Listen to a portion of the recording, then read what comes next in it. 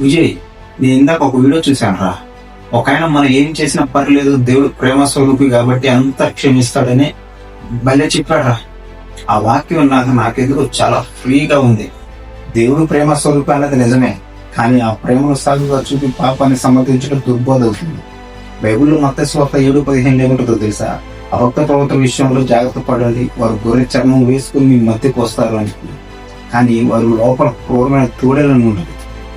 అంటే చెప్పే ప్రతి మాట వాక్యం అనుకోకూడదా?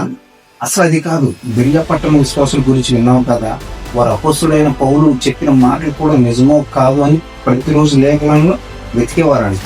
ఎవరైనా వాక్యం చెప్పినప్పుడు అది బైబిల్ మూలం సందేశానికి విరుద్ధంగా ఉందా లేదా అని మనం సరిచూసుకోవాలి. వినడానికి ఇంపుగా ఉందని మాత్రం అది సత్యం కాదు. నిజమేనా?